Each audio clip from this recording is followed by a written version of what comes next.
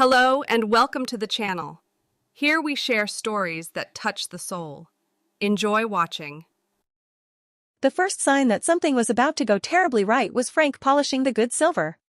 He only did that when he was nervous, or when the neighbors were coming over, or when he felt history might be watching. Since we hadn't invited the neighbors and history rarely RSVP'd, I knew it was me. I told him about Daniel while the oven was preheating, which felt appropriate. Big revelations should happen next to appliances that can burn things beyond repair. Frank froze with a fork in his hand, mid-polish, like a man suddenly unsure what forks were for. "Daniel who?" he asked, already knowing the answer. "We've been married 42 years. The ghosts had long introductions. "Daniel Morris," I said. "From Ohio. From before you. From before I knew better." Frank nodded slowly, the way people do when they're trying to swallow something without chewing. He put the fork down very carefully, as if it might explode. "And you invited him? For Christmas?" "Yes." "To this house?" "Yes." "On purpose?" "Frank," I said, "I didn't accidentally mail him a handwritten invitation and follow it up with 3 phone calls." That was the moment our kitchen decided to become very quiet. Even the refrigerator stopped humming, which felt judgmental. "I'm Eleanor. I'm 72. I have excellent posture, a bad knee, and a long-standing habit of telling the truth too late. I bake my own bread, tip generously, and until last Tuesday, I believe the past stayed where you left it, like a coat at a restaurant you never planned to revisit. Turns out, the past has arms. And it hugs back. Daniel and I hadn't seen each other in 40 years, 3 months, and 6 days. Not that I was counting. I only noticed because the date circled itself in my head like a loose dog the moment his letter arrived. A real letter. Paper. Ink. A stamp that said he still believed in effort. It arrived 2 weeks before Christmas, slipped between a catalog for orthopedic shoes and a notice from the electric company. That felt like a metaphor, but I didn't unpack it yet. "Eleanor," the letter began. No exclamation point. No apology. He always did know when not to decorate a sentence. "I'll be in your area for the holidays. If you're willing, I'd like to see you. Even just for coffee." Coffee would have been safe. Coffee is neutral ground. Coffee has witnesses and closing times. Coffee does not involve pine-scented candles or family traditions or the emotional instability of December. So naturally, I invited him for Christmas Eve dinner. If this story were being told by someone else, they might say Eleanor had finally lost her mind. From a distance, she looked like a woman bored with comfort, poking it with a stick to see if it would bite. From the inside, it felt simpler. I wanted to see who I had been before I became who everyone relied on. Frank didn't yell. That's important. He paced. He asked practical questions, which hurt more. "How long is he staying?" "Just dinner." "Does he know I exist?" "He attended our wedding." "You shook his hand." Frank stopped pacing. "I did." "You were sweating." It was August. Frank stared at the counter like it had betrayed him personally. "I don't like this," he said finally. "I know." "Why now?" That question hovered between us, fat and curious. I could have given him 100 answers. The truth was inconvenient, so I gave him something close to it. "Because I didn't invite him when I was 40, I said. And I should have." That night, Frank slept on his side of the bed, rigid as a boundary line. I lay awake, staring at the ceiling fan, remembering Daniel's hands. Not how they touched me, but how they didn't. He was careful. He always had been. That was part of the problem. Back then, Daniel wanted certainty. Frank offered stability. I chose the man who sounded like he'd survive a recession. I married a future and left a feeling behind. By the time Christmas Eve arrived, the house was dressed better than I was. Garland everywhere. The good tablecloth. The plates we never used because they were for special occasions, as if ordinary days weren't risking their lives just by happening. Our daughter Margaret arrived first, already irritated, already suspicious. She has my eyes and Frank's talent for disappointment. "Who's the extra place setting for?" she asked, counting chairs like a prison guard. "A guest," I said. Margaret looked at Frank. Frank looked at the window. That's when I knew the evening would not improve organically. When Daniel rang the doorbell, my heart did something deeply unladylike. I opened the door myself. He stood there in a dark coat, older but unmistakably him, holding a bottle of wine like an offering. "Eleanor," he said, smiling softly, as if we'd only missed a week. For one irrational second, I thought about hugging him. For a much longer, more rational moment, I thought about how every choice I'd ever made was suddenly in the room with me, taking notes. Behind me, Frank cleared his throat. Daniel stepped inside, and Christmas exhaled. Somewhere between the tree lights flickering and the smell of roasting turkey, I realized the mistake had already happened. And standing there, watching the three men I had loved in different ways exist in the same space, I also knew I wouldn't undo it for anything. The past hadn't come to visit. It had come to stay for dinner. Dinner began the way all disasters do, politely. Daniel complimented the tree. Frank poured wine too generously. Margaret stared at Daniel like she was trying to remember where she'd seen him on a wanted poster. I took my seat at the head of the table, which I had occupied for decades without incident, and felt like an imposter in my own life.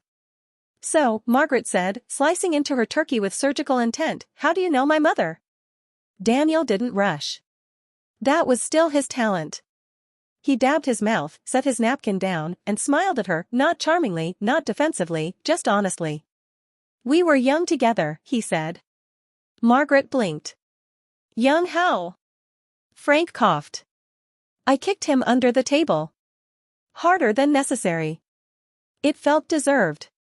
"We dated," I said. "A long time ago." "How long?" Margaret asked. "Long enough," Frank muttered, refilling his glass. Daniel glanced at him. "College," he said gently. "And a few years after."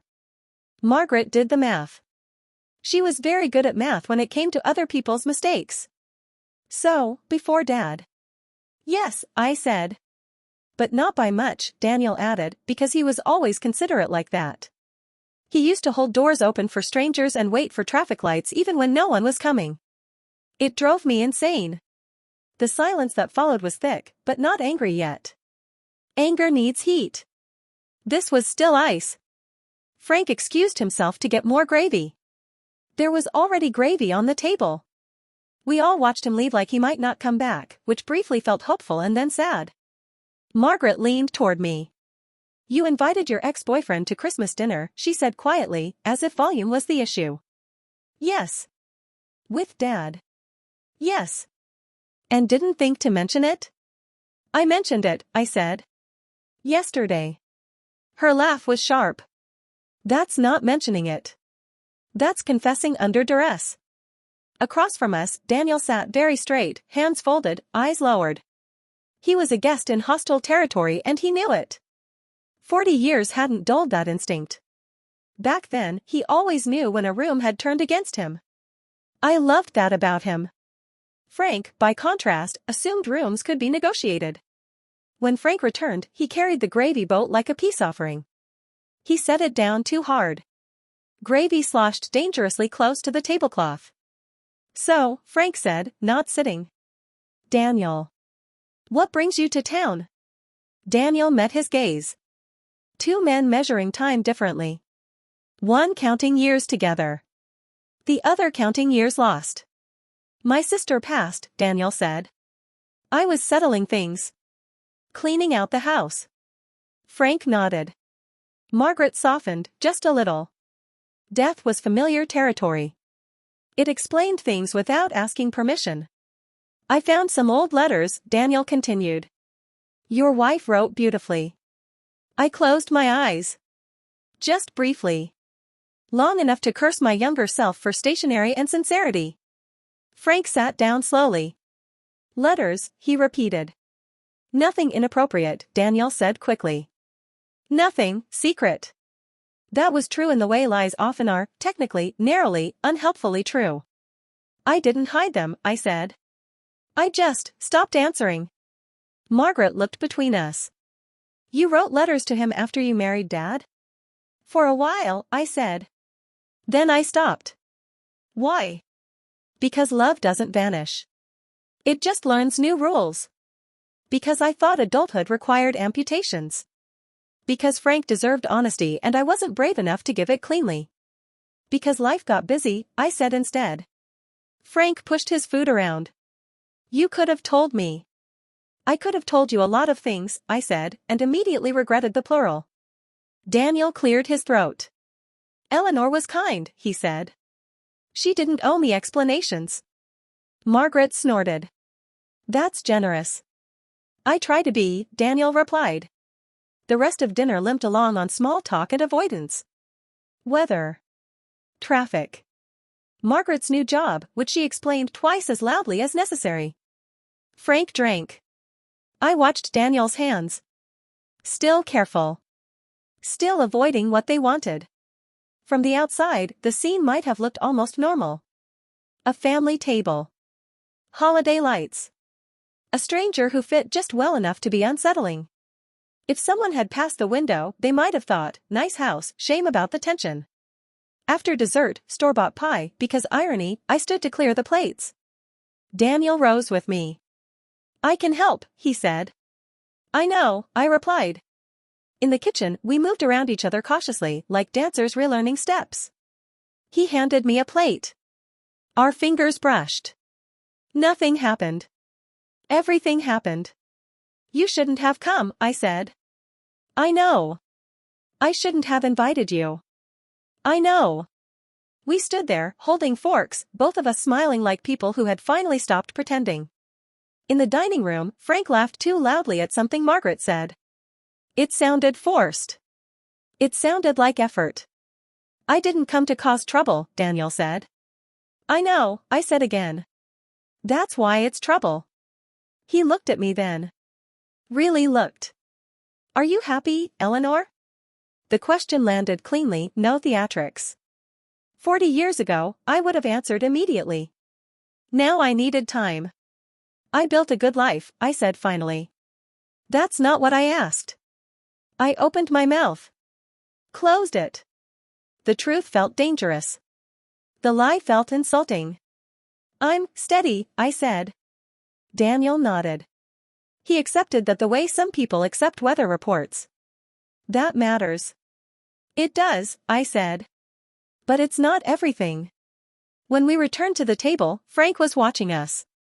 He smiled. It didn't reach his eyes. Later, coats were fetched. Goodbyes were attempted. Daniel stood at the door, wine bottle empty, presents heavier than when he'd arrived. Thank you for dinner, he said to Frank. Frank hesitated, then extended his hand. Daniel took it. The handshake lasted a second too long. Merry Christmas, Frank said. Merry Christmas, Daniel replied. Margaret hugged me stiffly.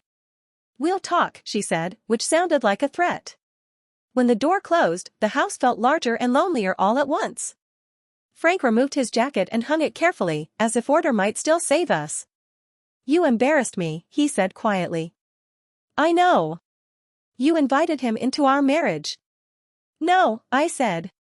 He was already there. I just stopped pretending.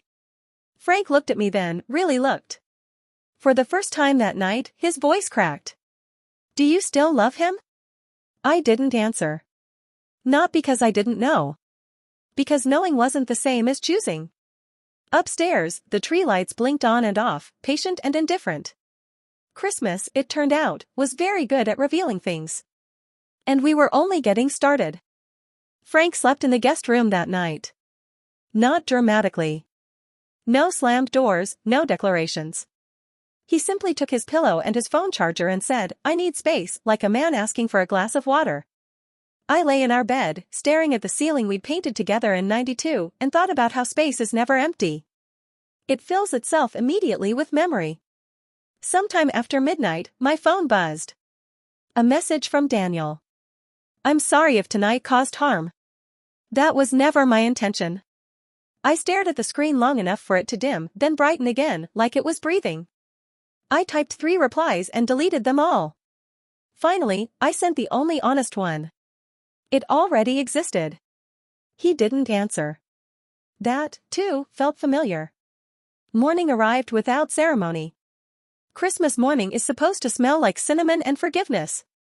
Ours smelled like coffee and avoidance.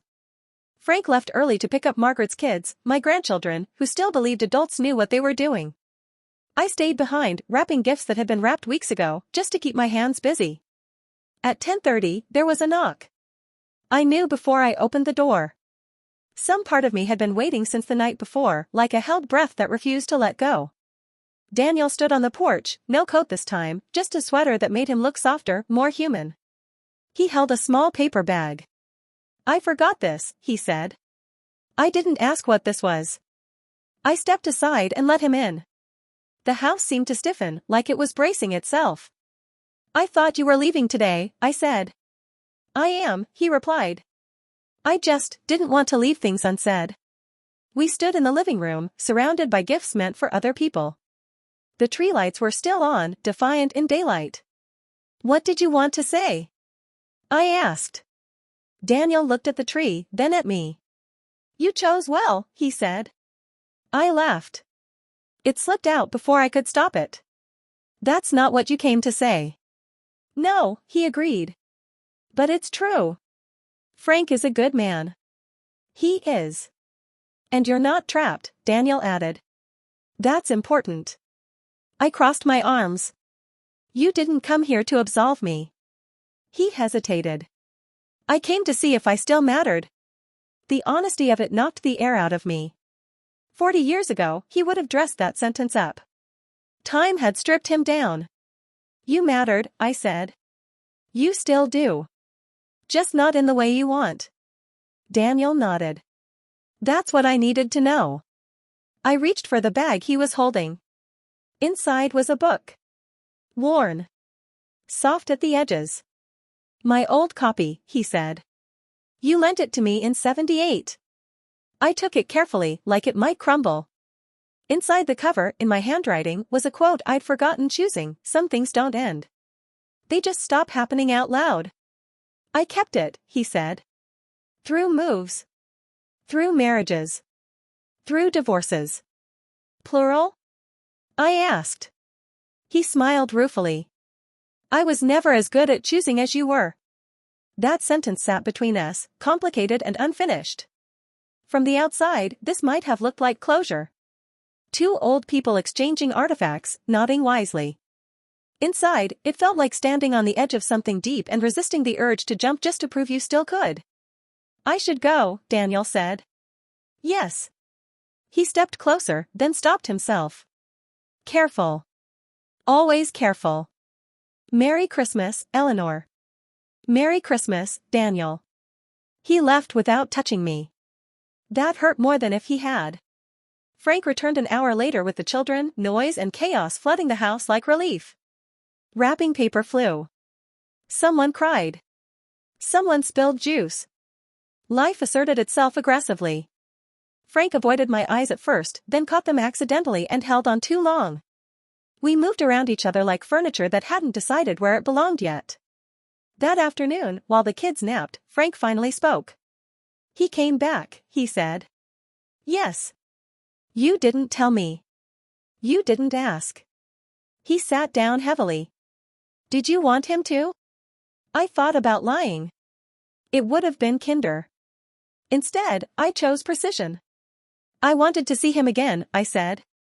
"I didn't want to leave with him." Frank rubbed his face. "I don't know what to do with that." "You don't have to do anything," I said. "Just don't pretend it means nothing." He studied me. "Does it mean you regret marrying me?" "No," I said quickly. "It means I regret believing one life has to erase another." That landed. I could see it in his shoulders, the way they lowered just a fraction. "I gave you stability," he said. "You gave me love," I replied. "And loyalty. And a home." "But not fire," he said. I smiled sadly. "Fire burns houses down." That earned a reluctant chuckle. Progress. That night, Frank returned to our bed. Not with forgiveness, not with resolution. Just presence. It was enough to sleep. 2 days later, Margaret called. "So," she said, "are you having a late-life crisis, or is this a personality reboot?" "Neither," I said. "I'm recalibrating." She sighed. "Dad's hurting." I know. And you're okay? I looked around the kitchen. At the book on the table. At the tree, now losing needles. I'm awake, I said. That's new. She didn't respond right away. When she did, her voice was softer. Just don't break him. I won't, I said. But I won't keep breaking myself either. After we hung up, I realized something unsettling and oddly comforting. Inviting Daniel hadn't reopened an old love. It had exposed a quiet betrayal I'd been committing for years, against my own honesty. Christmas was over, but the consequences were not. And somewhere between regret and relief, a different question had begun to form. Not who did I love, but who was I allowed to be now? By New Year's Eve, the house had learned how to breathe again, though it still flinched at sudden sounds. Frank and I developed a system that required no discussion. We spoke kindly, slept cautiously, and avoided sentences that started with "remember when." It was a truce, not peace. But truces, I've learned, are underrated. They keep the dead from piling up. On the afternoon of the 31st, Frank surprised me by suggesting a walk. Outside? I asked. In winter? Fresh air, he said. Doctors love it. I put on my coat. Marriage teaches you when to accept offerings without analysis. We walked the neighborhood slowly. Houses blinked with leftover lights, the suburban equivalent of refusing to let go. Frank kept his hands in his pockets. I matched his pace, which felt like progress. You didn't ask me to stop him, he said suddenly. Stop who? Daniel. I waited. Silence, when used correctly, is an instrument. You didn't ask me to tell him never to come back, Frank continued. That surprised me. I don't want to live like that, I said. Issuing bans. He nodded. I wondered if you were hoping I'd offer. I was hoping you wouldn't, I said. We reached the corner where the pavement cracked like a bad decision. Frank stopped walking. Do you want to see him again? He asked. There it was. Clean. Direct. 42 years in, and we were finally asking the right questions without costumes. I don't know, I said. But wanting to isn't the same as doing it. Frank looked at the street, then back at me. I've spent our marriage assuming I was enough. You were, I said. He corrected. Yes, I agreed. You are. He exhaled. Then why does this feel like I failed some test I didn't know we were taking? Because marriage pretends to be a finish line, I said. It's not. It's a maintenance job. That earned a snort. You always did ruin romance. I keep it from becoming fiction. That night, we went to a neighbor's New Year's party. It was loud, cheerful, and full of people we'd known for decades without ever truly knowing. Frank held my hand in public the way he always had, firm, slightly possessive. I let him. Choice is powerful when it's voluntary. At midnight, as couples kissed around us, Frank leaned in and said, "Still here?" Yes, I said. Good. 2 days later, the email arrived. From Daniel. No apology this time. No explanation. Just an attachment and a single line. Thought you might like this. The attachment was a photo. Black and white. Me at 29, laughing on a porch swing, hair wild, feet bare. I didn't remember the moment. I remembered the feeling. I didn't tell Frank right away. Not because I was hiding it, but because I wanted to understand it first. Transparency without comprehension is just noise. Later that evening, I showed him. He studied the photo longer than I expected. You look alive, he said. I was. You still are. Differently. He nodded. I never took pictures like this. You were busy building, I said. He was busy noticing. Frank smiled thinly. That tracks. Silence settled again, but this time it felt thoughtful, not tense. A week passed. Then another. Daniel didn't write. I didn't either. The quiet felt deliberate, like both of us were respecting something unnamed. Then Margaret showed up unannounced. She dropped her purse on the counter and said, "I talked to Dad." I assumed. He thinks you're reconsidering your life. I am. With him in it? Yes. She searched my face. And the other man? He's a chapter, I said. Not a sequel. Margaret nodded slowly. You know, Mom would have never pulled something like this. My mother swallowed things, I said. I'm regurgitating. She grimaced. Gross. Accurate. Before she left, she paused at the door. I don't want you to wake up one day and resent him. I already resented him, I said. Silently. That's worse. She considered that. Just, be careful. I'm 72, I said. Careful is my default. That night, Frank and I sat on the couch, not touching, watching a show neither of us liked. Halfway through, he reached for my hand. I'm scared, he said. So am I. He squeezed my fingers. Promise me something. What? Don't let this turn into a secret life. I met his eyes. Then don't ask me to pretend parts of me don't exist. We sat with that. It wasn't a resolution. It was an agreement to stay awake. Later, alone in bed, I thought about the strange math of love. How it multiplies without permission, subtracts without warning, and never balances the way you expect. Inviting Daniel had cracked the surface of my life. Now the question wasn't whether the crack would spread. It was whether light could get in without breaking the whole thing apart. The first time Frank said Daniel's name without flinching was over scrambled eggs. Did Daniel ever want kids? He asked, casually, like he was asking about weather patterns or interest rates. I looked up from my plate. No, I said. He said he didn't trust himself not to disappear. Frank nodded, chewing thoughtfully. At least he was honest. That was how it started, not with jealousy, but with curiosity. That scared me more. January dragged itself forward, gray and unapologetic. Christmas decorations came down. The tree left a pale ghost in the corner of the living room, needles embedded in the carpet like evidence. Life resumed its habits. Frank went to the hardware store on Saturdays. I volunteered at the library on Tuesdays. We played our parts well, professionals at continuity. But something had shifted. Conversations no longer stayed on the surface by mutual agreement. They wandered. Sometimes too far. One evening, while folding laundry, Frank held up an old sweater of mine. You wore this a lot in the early years. I liked it, I said. You stopped. It stretched weird. He smiled. Everything stretches weird eventually. Then, without looking at me, he said, do you think you'd have been happier with him? The sweater slipped from my hands. I think I would have been different, I said carefully. Happier isn't a stable measurement. He turned to face me. Different how? Less secure. More restless. Probably more dramatic. I smiled faintly. You hate drama. I hate unnecessary drama, he corrected.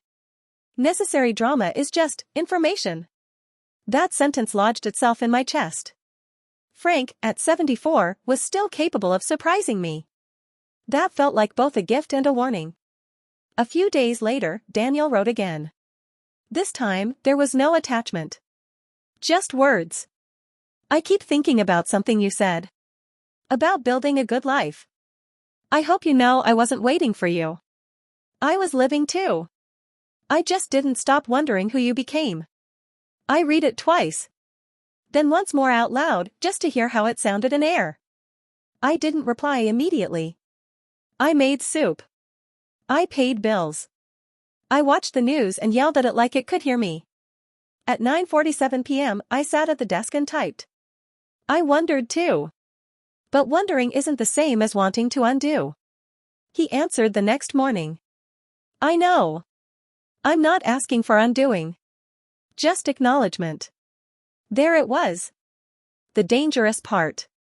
Not desire, not nostalgia. Recognition. I showed Frank that email. Not all of it, just enough. He read it slowly. He wants to be seen, he said. So do you, I replied. He didn't argue. February brought snow and an invitation. Daniel was hosting a small gathering, former colleagues, old friends, nothing intimate, he insisted. He wrote that Frank was welcome. Encouraged, even. Frank read the invitation twice. That's either very respectful or deeply manipulative. Daniel doesn't manipulate, I said. Frank raised an eyebrow. Everyone manipulates. He just does it politely. We didn't decide right away. We let the idea sit between us like a third person at the table. The night before the event, Frank said, if we go together. If we don't, we don't. I agree. And if at any point I want to leave, we leave. He studied my face. No arguments? No martyrdom, I said. I'm too old for silent suffering. The gathering was held in a modest rental space near the river. Warm lighting. Folding chairs. People who looked like they'd lived full lives and were slightly tired of proving it. Daniel greeted us at the door, calm but visibly tense. Frank shook his hand first. A deliberate move. Daniel met it evenly. I'm glad you came, Daniel said. So am I, Frank replied, surprising both of us. From a distance, we might have looked like three adults attending a mildly awkward social obligation. From the inside, it felt like standing in a carefully negotiated ceasefire zone. People spoke. Laughed. Shared stories. Daniel spoke about his work, his travels, his mistakes, without poetry or regret. Frank listened. Asked questions. I watched them both, realizing something uncomfortable and oddly reassuring. They were not rivals. They were parallel lines that had intersected once and left a mark. At one point, Daniel addressed the room. Some people pass through our lives briefly and change the architecture, he said. Others stay and make it livable. Frank glanced at me. I couldn't tell which role he thought he'd played. Later, while Frank was speaking with someone near the window, Daniel approached me. You okay? He asked. Yes. Still married? Yes. He smiled. Good. You don't sound disappointed. I'm not, he said. I wanted truth, not outcome. Frank returned then, hand resting lightly on my back. Daniel noticed. Of course he did. I should thank you, Daniel said to Frank. For coming. Frank nodded. It mattered to her. And to you? Daniel asked. Frank considered that. It clarified things. Daniel smiled, genuine this time. Then it was worth it. On the drive home, neither of us spoke for a while. Snow fell quietly, like it had somewhere to be. Finally, Frank said, he didn't try to take you. I wasn't available to be taken, I replied. That's not what I meant, he said. He respected the life we built. Yes, I said. And you respected the life I had before you. Frank exhaled. I didn't know I could. I reached for his hand. Neither did I. That night, in bed, Frank pulled me close with an urgency I hadn't felt in years. Not desperation. Not fear. Recognition. Later, as I lay awake listening to his breathing, I understood something that would have terrified my younger self. Love doesn't expire. But it does change its jurisdiction. And for the first time since Christmas, that realization didn't feel like a threat. It felt like truth settling into place, quiet and unyielding, waiting to see what we would do next. Spring arrived without asking permission. It pushed its way in through open windows and unsolicited opinions, carrying the scent of wet soil and second chances. Frank started opening the curtains in the mornings again. I took that as a sign of recovery. Or surrender. Sometimes they look identical from the outside.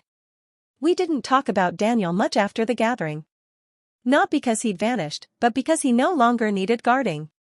He existed again in the open, like a landmark you acknowledge without detouring toward. That mattered. Then one afternoon, Frank said something that rearranged the furniture in my head. I think I was jealous of him for the wrong reasons. I was slicing apples. I stopped mid-core. There are correct reasons? Yes, he said. I thought I was competing with a man. Turns out, I was competing with a version of you I never met. That landed with a dull thud. Not painful. Just heavy. You married who I became, I said. And I loved that woman, Frank replied. Still do. But I didn't always leave room for who you'd been. I set the knife down. You didn't take it away. I put it in storage. Frank smiled faintly. We're very efficient that way. A week later, Daniel called. Not texted. Called. The phone rang like it had a purpose. I'm moving, he said, after the pleasantries. Where? Arizona. My joints and I had a meeting. I laughed. They voted? Unanimously. He paused. I wanted you to hear it from me. I appreciate that. I won't disappear, he added. But I won't hover. That's always been your problem, I said gently. I know, he replied. I'm trying a new setting. We spoke for 20 minutes. About nothing important. About everything that was. When we hung up, I didn't feel loss. I felt alignment. That night, I told Frank. He nodded. Good climate, he said. Dry. That's your takeaway? It means fewer reasons for him to come back unexpectedly, Frank said. Then, seeing my expression, he added, which I think is healthy. It is, I agreed. Time did what it always does when people stop trying to wrestle it. It passed. Frank and I fell into a new rhythm, less polite, more precise. We argued occasionally, but without the old avoidance. Disagreements ended instead of fermenting. He started telling me when he was afraid. I started telling him when I was restless. Neither of us enjoyed it. Both of us preferred it. One evening, while sorting old photographs for reasons no one could fully explain, we found a picture from our early marriage. Frank in a ridiculous tie. Me squinting into sunlight, already impatient with the future. You look like you're planning something, he said. I probably was. You did a lot of planning back then. I was afraid of improvising, I said. I thought it led to mistakes. And now? I think avoiding improvisation was the mistake. Frank considered that. So what do we improvise now? The question startled me. Not because it was large, but because it was offered without conditions. We travel, I said. Not efficiently. Not to places we're supposed to see. Just places. He smiled. That sounds wildly impractical. I know, I said. You'll hate it. I'll complain constantly, he said. But I'll go. In May, Margaret invited us to her house for dinner. She watched us closely, like a scientist observing a previously unstable compound. You seem different, she said finally. Improved or concerning? I asked. She shrugged. Pending. After dinner, while Frank helped with dishes, Margaret sat beside me. Did he choose you again? She asked quietly. I thought about it. He never stopped. He just learned what he was choosing. She nodded. And you? I chose myself, I said. And stayed. That seemed to satisfy her. Or at least confuse her into silence. In June, a postcard arrived from Daniel. A desert landscape. Spare. Honest. Turns out quiet isn't empty. It's just selective. I put it on the refrigerator. Frank saw it. Didn't comment. That felt like trust. On our anniversary, Frank surprised me with a small box. Inside was a thin gold band. Not a replacement. An addition. It's not a renewal, he said quickly. I don't believe in ceremonies that pretend nothing happened. What is it, then? A marker, he said. For the part of our marriage that started paying attention. I laughed. Then I cried. Efficiently. Like a woman who had learned not to waste emotion. That night, lying beside him, I thought about how easily this story could have ended differently. With resentment. With silence. With a polite separation and well-meaning lies. Instead, it ended up here. Messy. Honest. Awake. Inviting Daniel had been a mistake. It had destabilized things I depended on. It had frightened people I loved. It had forced truths into the open without cushioning. And it had been the best decision of my life. Because love, I finally understood, isn't about choosing once and defending the choice forever. It's about choosing again, eyes open, hands steady, after you remember who you were capable of being. And Christmas, inconvenient as it was, had simply rung the bell. By the time summer settled in, the house no longer felt like it was holding its breath. Windows stayed open. Frank whistled while shaving, badly and without shame. I caught myself humming while watering the garden, which had survived neglect better than most things do. Peace, it turns out, is not dramatic. It doesn't announce itself. It just shows up one morning and doesn't leave. Then life, which hates neat endings, cleared its throat. Frank collapsed in the grocery store on a Tuesday afternoon, right between canned soup and pasta sauces. Nothing cinematic. No clutching of the chest. Just a quiet sit-down that turned into a stretcher and a crowd that pretended not to stare. At the hospital, a young doctor with tired eyes used phrases like manageable and early intervention. Frank made jokes. I filled out forms with handwriting that betrayed nothing. When they wheeled him away for tests, I was left alone with a plastic chair and my thoughts, which immediately began behaving irresponsibly. I realized, with a clarity that felt almost rude, that I was afraid of losing him. Not in the abstract, philosophical way people talk about mortality. In the practical sense. Losing the sound of him clearing his throat before speaking. Losing the way he corrected waiters politely and everyone else mercilessly. Losing the man who had learned, late but sincerely, how to see me fully. I texted Daniel. Not because I needed saving. Not because I was confused. Because some truths don't belong to just one witness. Frank's in the hospital. They think he'll be okay. The reply came quickly. I'm glad you told me. I'm thinking of him. And of you. That was all. No commentary. No positioning. Just presence, from a distance. Exactly right. Frank came home 2 days later with instructions, medications, and an exaggerated sense of fragility that lasted approximately a week. He followed every rule precisely, then began bending them creatively. I'm walking, he announced one morning, putting on shoes. That's allowed. Yes, I said. Slowly. I am slow, he replied. Existentially. During his recovery, roles shifted again. I hovered less than expected. He accepted help more than usual. We negotiated care without turning it into debt. One night, while sitting on the porch watching fireflies conduct their chaotic symphony, Frank said, I thought about dying. I didn't interrupt. I've learned better. I didn't think about unfinished projects, he continued. Or regrets. I thought about whether you'd be okay. I would be devastated, I said. But I'd be okay. That helped, he said. And also annoyed me. I smiled.